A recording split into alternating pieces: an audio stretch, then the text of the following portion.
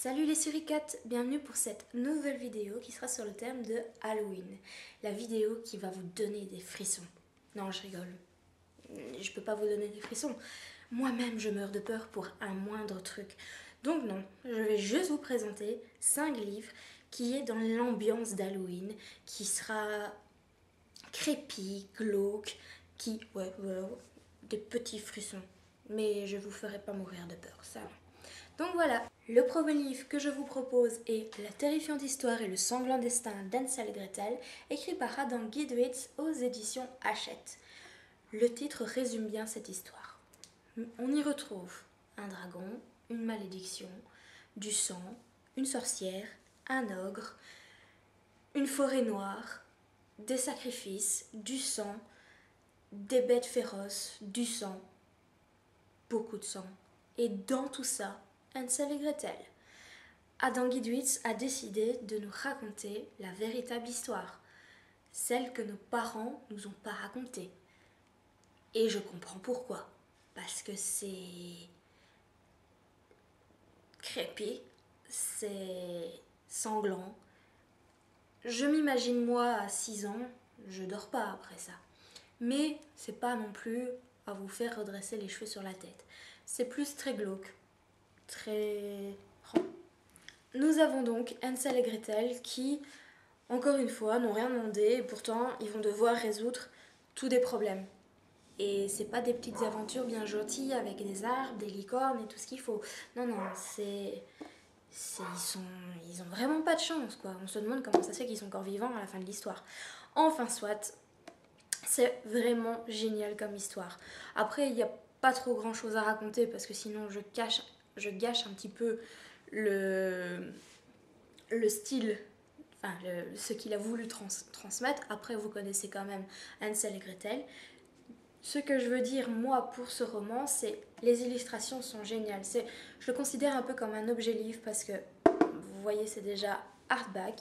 Les illustrations sont des jeux d'ombre. Donc nous avons du blanc, du noir, du rouge, de temps en temps du doré. Je vais vous en montrer une. Qui donnent une note, qui donne vraiment une note à cette ambiance un peu glauque. Hop. Tadap. Voyez, du blanc, du noir, du rouge. Parlant de blanc, noir et rouge, on a aussi ce style d'écriture, c'est-à-dire que l'histoire est racontée en noir, tout à fait normal. Et en rouge, nous avons la pensée du narrateur qui nous accompagne avec son humour noir. Et ça, c'est important, avec beaucoup de sarcasme aussi. Je me suis marrée. Ça mettait une petite note de légèreté. Mais franchement, je vous conseille ce bouquin parce que il est unique en son genre. Et pour cette ambiance d'Halloween, je pense que c'est pas mal du tout. Le livre suivant est Quelques minutes après minuit de Patrick Ness aux éditions Gallimard Jeunesse. Il faut savoir aussi que c'est d'après une idée originale de l'auteur décédé Siobhan Dowd. Et il lui fait hommage. C'est une histoire géniale. Nous avons un cauchemar qui vient hanter Connor depuis qu'il a appris que sa mère est malade. Ce cauchemar, c'est quelque chose d'ancien, c'est quelque chose de mystérieux. Et il apporte les ténèbres, l'obscurité, les cris, le vent. Connor est terrifié, mais il va découvrir que ce cauchemar cherche la vérité. Ce qui est génial dans ce roman, c'est que, en outre, oui, nous avons une peur, ce que j'appelle une peur irrationnelle, c'est-à-dire le cauchemar. Nous en avons plein. Moi-même, je suis terrorisée par les zombies.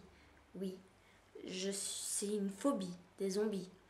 Quelque chose qui n'existe pas. Moi, vous me mettez dans Walking Dead, je décède, mais de peur, pas mangé par un zombie. Mais nous avons vraiment les sorcières, les fantômes, tout ça, ce sont des peurs irrationnelles. Dans ce roman, il y a une peur rationnelle, les peurs de tous les jours qu'on a tendance justement à oublier et qui sont plus difficiles à surmonter. Et c'est ce que j'ai aimé. Franchement, j'ai eu cette angoisse en même temps que Connor, en plus de son cauchemar, mais j'ai eu la même angoisse que lui. Et je me suis dit, waouh, c'était réussi. Franchement, c'est... Je peux pas dire plus. Je peux pas dire plus parce que ça vous gâcherait un peu comme Hansel et Gretel finalement, mais je vous le conseille parce que votre estomac sera plus retourné à cause de cette peur rationnelle en se disant ah oui, ça c'est une peur, pas des zombies. Je devrais savoir surmonter ma peur des zombies à côté de ça. Par contre, pour mon édition ici, je sais pas si elle est encore trouvable. Moi je l'ai trouvée en brocante pour 20 centimes. Oui, c'est effrayant. Des gens vendent de magnifiques romans d'auteurs méga connus pour 20 centimes. Ça fait mon bonheur, hein, mais quand même. Et elle est illustrée par Jim Kay, qui lui a travaillé avec des ombres encore et une technique d'encre comme s'il soufflait pour donner, vous voyez par exemple les arbres ici, c'est de l'encre soufflée, comme ça. Et ça accompagne vraiment cet univers un peu cauchemardesque. Donc par exemple, vous voyez cette illustration, j'espère que vous voyez bien, où Connor est face à son cauchemar. Donc vous voyez, c'est quand même assez glauque, mais le message n'est pas le cauchemar. Franchement, j'ai pas eu l'occasion de lire d'autres histoires de Patrick Ness, mais j'ai commencé par celle-là. Et s'il écrit tous ses autres romans comme il a écrit celui-là, je vous conseille comment dire, de vous y mettre, comme moi. Voilà. Ce roman-ci a quelque chose de particulier parce que c'est une application. Cette application s'appelle Hypo. Elle reprend les histoires d'Edgar Allan Poe. Je ne sais pas si vous connaissez Edgar Allan Poe, mais il a vraiment des histoires glauques, folles. Il aime vraiment mettre ce côté sinistre dans ses histoires. L'application a quelque chose de génial, c'est qu'en plus elle est interactive. Elle nous fait encore plus peur en fait, c'est vraiment ça. Il nous conseille de l'écouter, de la lire, mais de mettre nos écouteurs. Ça nous plonge encore plus dans une ambiance musicale propre à l'histoire. Donc comme vous pouvez le voir, c'est sinistre. Faire attention où vous le lisez, parce que quand je vous dis ça fait peur, ça fait peur. Je vous donne une anecdote. J'étais dans le bus, je lisais une histoire, jusqu'au moment où j'ai sursauté. Je vous assure que les passagers avec moi ont rigolé. C'est terrifiant. Comme vous pouvez voir, c'est interactif. Vous pouvez voir presque pas. Heureusement, je ne sais ne pas spoiler. Voilà la fin d'une histoire. Et ça tourne. C'est des pages à tourner. Donc par exemple, dans celle-ci, c'est le cœur révélateur. On a une ambiance de battement de cœur derrière. Je vous dis, elles sont angoissantes en fait. C'est vraiment ça. Ça nous met vraiment. Donc vous voyez, ici vous pouvez bouger la photo.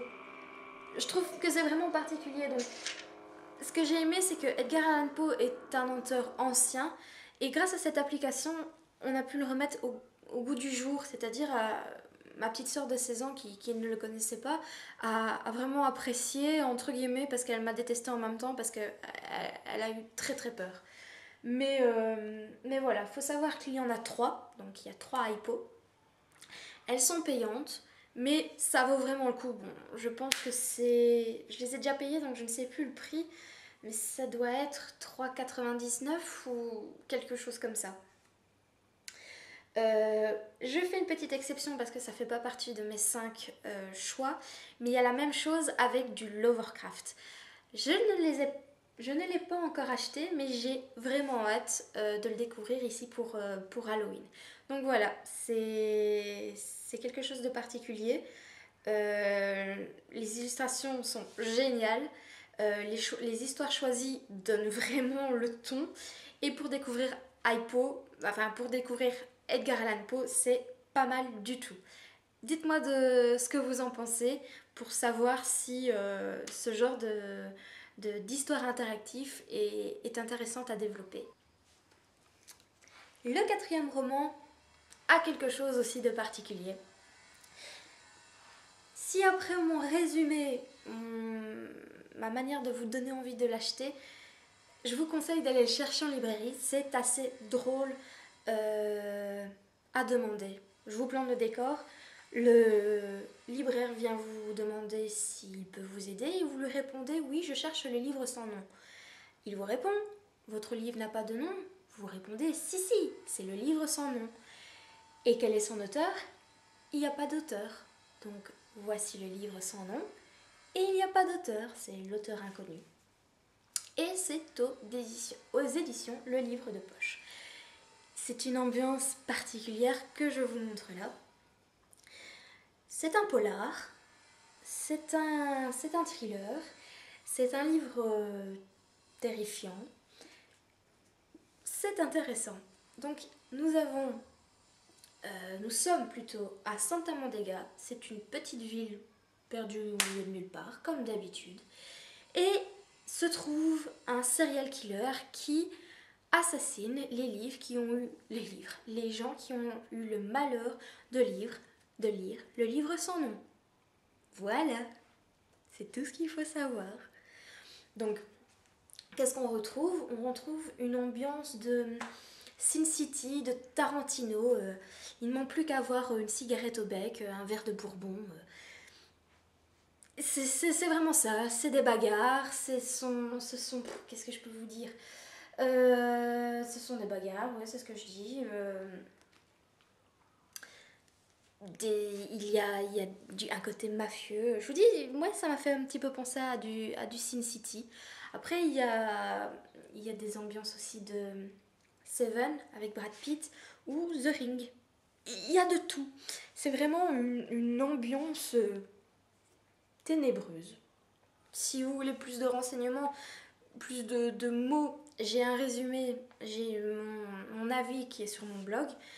Mais celui-là, je vous le reconseille 1000 fois parce que je dis encore merci à mon amie parce que elle m'a fait vraiment rentrer dans un univers bien unique et je veux dire, des jours après, j'étais en train d'encore réfléchir, genre de dire, bah ouais, je suis passée par tous les stades, quoi.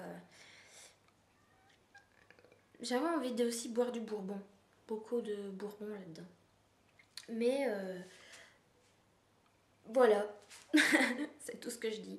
Non, allez, il y a quand même un fond, c'est que donc on a le serial killer qui tue les gens qui livrent le livre sans nom.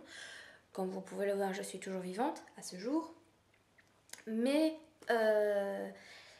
à Santa Monica, il y a une survivante de tout ça qui, bien entendu, quand elle se réveille de son coma de 3 ans, 5 ans, elle est amnésique. Donc nous avons toute une histoire qui est sur cette petite ville de Santa Mondega. Ouais, voilà. Lisez le livre sans nom. Et vous allez mourir. Après ça. Mourir d'envie d'acheter les autres. C'est une quadrilogie, ça se dit? En tout cas, il y a 4 romans. Voilà. Je deviens de plus en plus pâle sur mes vidéos, mais ça va avec l'ambiance. Donc le 5e livre et dernier que je vous présente est Whitechapel de Sarah Pinborough aux éditions Bragelonne. Je vous ai dit au début de la vidéo que je vous présentais des livres qui avaient un peu cette ambiance de Penny Dreadfuls, donc ces petits magazines glauques que l'on vendait à Londres, qui racontaient des histoires glauques, macabres, style à Jack l'Éventreur.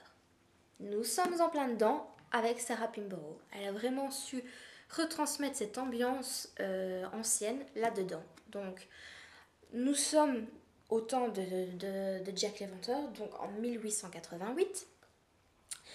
Mais il n'y a pas que Jack l'Éventreur dans cette histoire. Là, nous suivons un autre tueur qu'on pourrait croire être Jack l'Éventreur, mais ça ne l'est pas.